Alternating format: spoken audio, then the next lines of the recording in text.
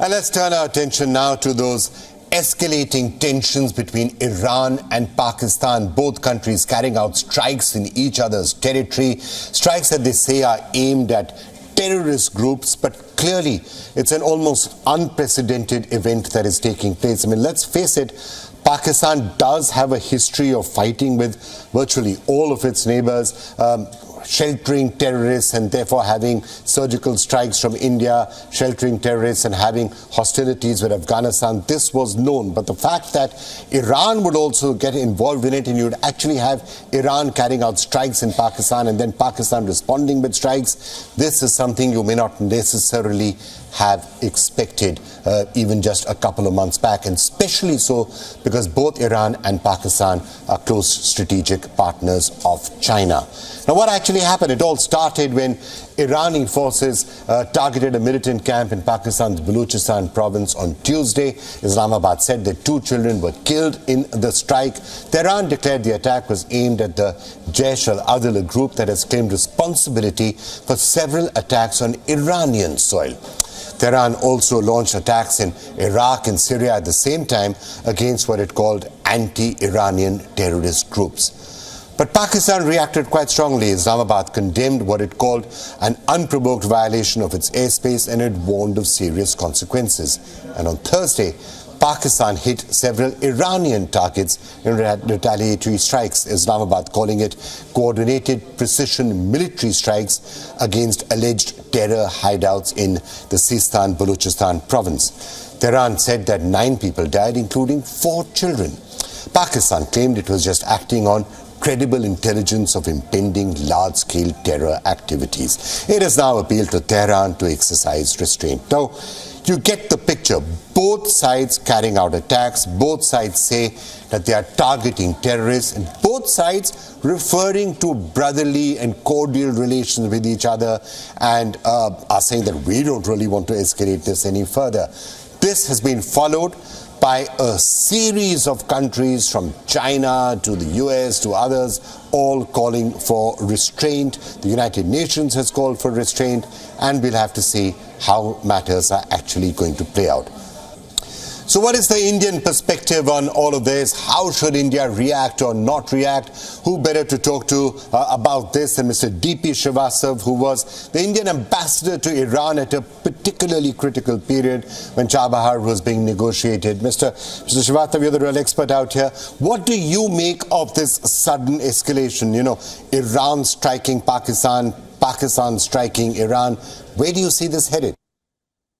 Let me start by saying that the escalation did not start with the Iranian action on 17 January. There's a long background. Let me just take you back a month ago on 15th of December.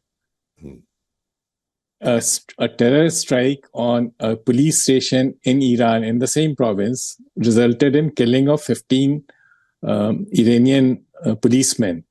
This incident was claimed by Jaish-e-Adl, which is based in Pakistan, and the UN Security Council issued a strong statement condemning it and asking all concerned to take action to bring the perpetrators to justice. Nothing was done by Pakistan. Now, this was just latest in a series of incidents. I recall there has been horrendous killings of Shias, and these are not simply Iranian citizens. Pakistani Shias, this is a land route between Pakistan and Iran, which goes to a Shia holy place called Mashhad. So Shia pilgrims from Pakistan used this land route, and they were killed by Sunni extremist groups based in Pakistan. And after one such large incident, in fact, Iran Parliament Majlis adopted a strong resolution against Pakistan, and Iran has also lodged a formal complaint with the United Nations.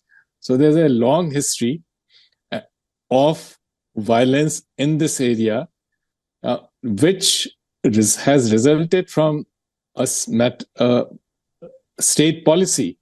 Pakistan has used Islamic fundamentalism to curb Baloch nationalism, and they have brought Sunni extremist groups from Punjab groups like Sahaba to Balochistan.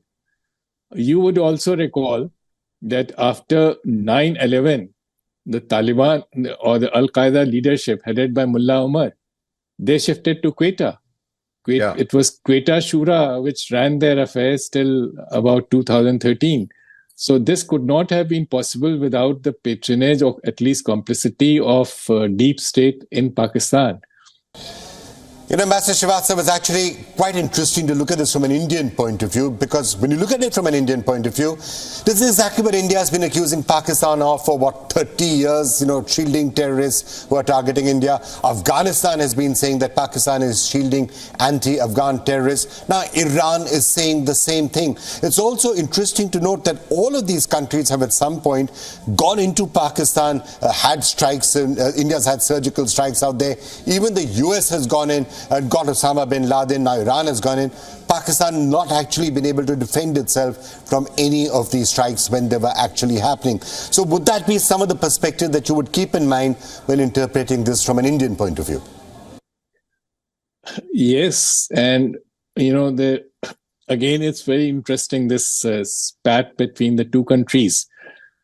Historically, till Shah's time, Iran was Pakistan's biggest bilateral donor. And it was Iran which provided strategic depth to Pakistan, not Afghanistan. During 1965 war, Pakistan Air Force planes were shifted to Iran. So if you keep this in perspective in mind, it's very strange what Pakistan is doing. Their claim is based on two things: violation of sovereignty and killing of citizens. Pakistan has ceded vast tracts of territory within the country to various terrorist groups. We are aware of it. Americans have been talking about it. And Pakistan actually used Iranian help during Shah's time. Iran provided Hugh Cobra attack helicopters to kill Baloch nationalists. So, it's a long background. But coming back to the current situation,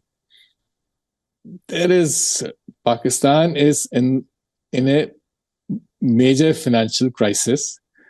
IMF extended a $3 billion standby facility in August last. This is going to expire in April 2024. Pakistan's financial situation today is worse than what it was a year ago. It has already slipped into a debt trap. Pakistan federal government's share in revenue of $6.8 trillion are less than its debt repayment, which is $7.3 trillion. This is a classical definition of debt trap, where you have to borrow more to pay existing debts.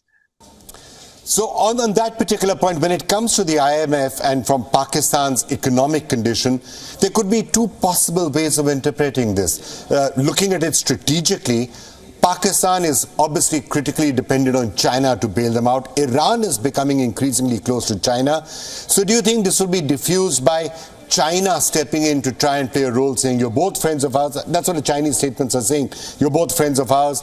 We'll try and help you. China does not want two of its strategic allies to actually be in a state of warfare. Is that how it plays itself out? Or alternatively, will Pakistan use strikes on Iran as an occasion to sort of tell the US and Western countries that, look, we are fighting Iran, you need to help us, bail us out when the IMF loan comes up?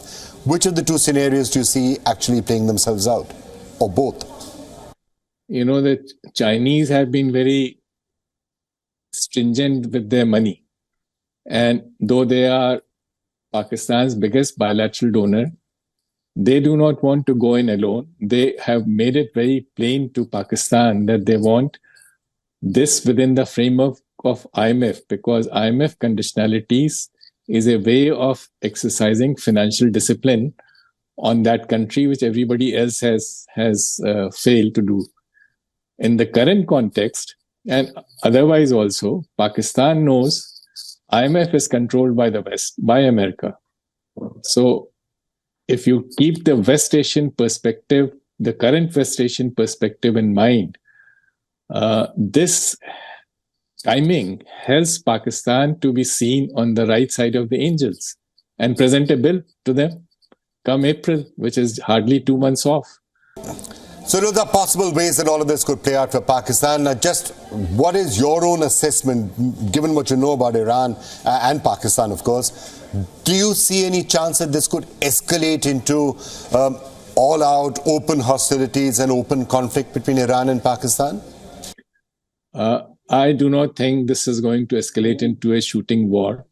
In fact, both sides are already talking about dialing down the tensions.